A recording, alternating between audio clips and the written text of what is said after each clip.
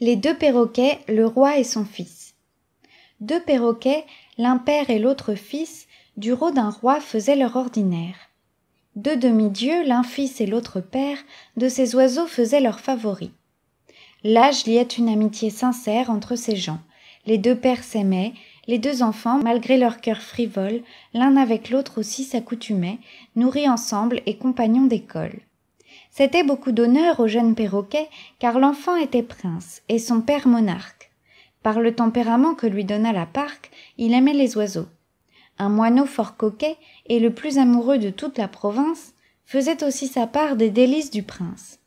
Ces deux rivaux, un jour, ensemble se jouant, comme il arrive aux jeunes gens, le jeu devint une querelle.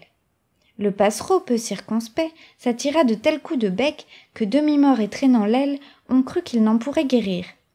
Le prince indigné fit mourir son perroquet. Le bruit en vint au père.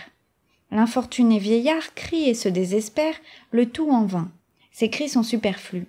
L'oiseau parleur est déjà dans la barque. Pour dire mieux, l'oiseau ne parlant plus, fait qu'en fureur sur le fils du monarque, son père s'en va fondre et lui crève les yeux. Il se sauve aussitôt et choisit pour asile le haut d'un pin. Là, dans le sein des dieux, il goûte sa vengeance en lieu sûr et tranquille. Le roi lui-même y court et dit pour l'attirer. « Ami, reviens chez moi. Que nous sert de pleurer? Haine, vengeance et deuil, laissons tout à la porte. Je suis contraint de déclarer, encore que ma douleur soit forte, que le tort vient de nous. Mon fils fut l'agresseur. Mon fils, non, c'est le sort qui du coup est l'auteur. La parque avait écrit de tout temps en son livre que l'un de nos enfants devait cesser de vivre, l'autre de voir par ce malheur. Consolons-nous tous deux, et reviens dans ta cage. » Le perroquet dit « Sire roi, crois-tu qu'après un tel outrage, je me doive fier à toi?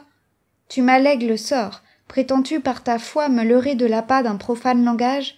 Mais que la providence ou bien que le destin règle les affaires du monde, il est écrit là-haut qu'au fait de ce pin, ou dans quelque forêt profonde, j'achèverai mes jours loin du fatal objet qui doit être un juste sujet de haine et de fureur. Je sais que la vengeance est un morceau de roi, car vous vivez en Dieu. Tu veux oublier cette offense, je le crois.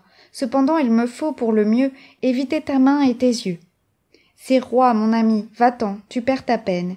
Ne me parle point de retour. L'absence est aussi bien un remède à la haine qu'un appareil contre l'amour.